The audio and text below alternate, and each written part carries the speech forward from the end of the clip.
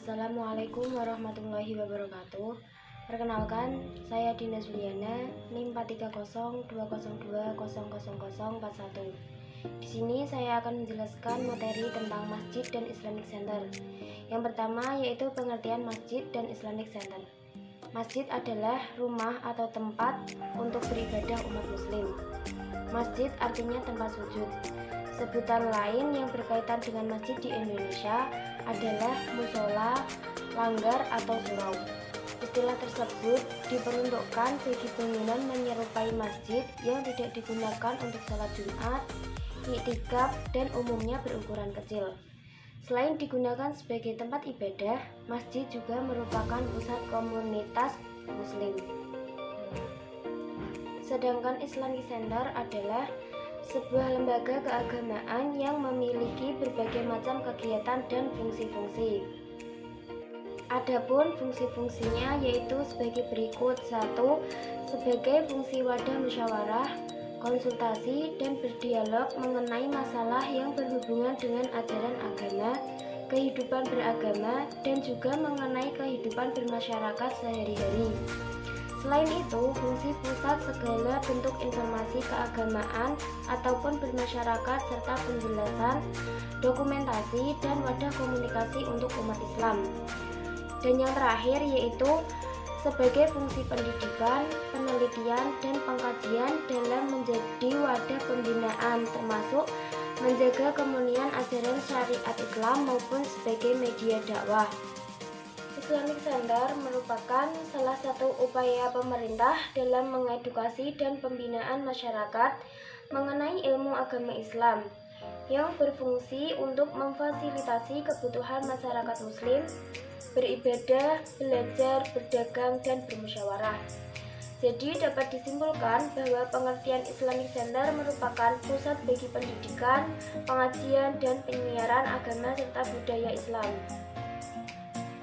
Adapun pengertian Islamic Center sebagai pusat yaitu sebagai pusat koordinasi, dinamisasi, dan sinkronisasi mengenai kegiatan dakwah tanpa harus mengikat dan mengurangi integritas lembaga tersebut. Yang kedua yaitu Islamic Center sebagai pendidikan. Pendidikan yang ada di dalam Islamic Center berupa pendidikan non-formal seperti forum temu pendapat para ulama dan cendekiawan muslim untuk saling melengkapi. Yang ketiga yaitu sebagai pengkajian. Pembelajaran yang disertai dengan penelitian terhadap badan-badan keputusan atau terhadap segi amalah yang sedang berkembang di lingkungan masyarakat. Penyiaran atau dakwah penyiaran ini bertujuan untuk menyebarluaskan dan mewujudkan nilai-nilai ajaran Islam dalam kehidupan sehari-hari. Yang keempat yaitu kebudayaan. Kebudayaan Islam menjadi milik dan merupakan bagian dari budaya yang dimiliki Indonesia. Jadi dari berbagai penjelasan di atas dapat disimpulkan bahwa Islamic Center merupakan wadah fisik yang mampu menampung berbagai kegiatan dan penunjang agama Islam. Kegiatan yang sudah dijalankan berupa kegiatan ibadah, dakwah, dan muamalah. Yang kedua yaitu perbedaan pengelolaan masjid dan Islamic Center secara klasik dan modern. Masjid Islamic Center jika pada era Islam klasik difungsikan sebagai tempat musyawarah, menentukan pemimpin negara, tempat menyusun siasat perang, sebagai tempat latihan perang, sebagai tempat penahanan tawanan perang, dan sebagai pengadilan. Sedangkan pada era Islam modern, fungsi tersebut sudah digantikan oleh lembaga-lembaga dengan gedung-gedung khusus sebagai prasarananya. Pendayagunaan masjid dalam bidang politik hanya sebatas kontribusi secara tidak langsung, yaitu sebagai titik pijak penggerak umat jika hak konstitusi dan politik umat Islam terusik, serta sebagai wadah pembinaan umat agar tidak terjadi bentrok politik antar agama, juga wadah pencetak pemimpin politik Islam masa depan yang memiliki akhlakul karimah. Yang terakhir yaitu kegiatan-kegiatan yang dilaksanakan dalam Islamic Center yang bisa membuat jemaah semakin tertarik mengunjungi masjid. Di antaranya yaitu yang pertama kegiatan keagamaan.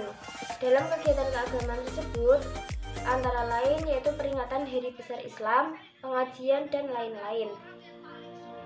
Pengajian harus dibuat semenarik mungkin agar jamaah tidak merasa bosan dan jenuh. Mungkin juga lebih banyak diisi dengan kajian-kajian keislaman.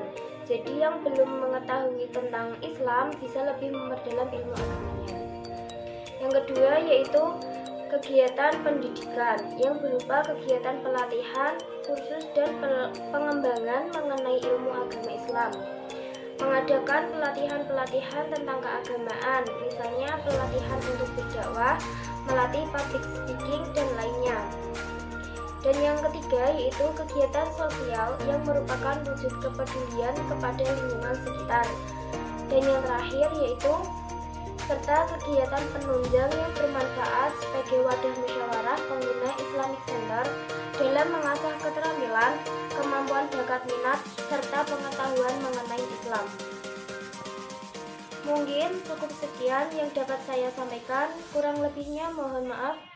Wallahu muwaffiq ila aqwamit thoriq. Assalamualaikum warahmatullahi wabarakatuh.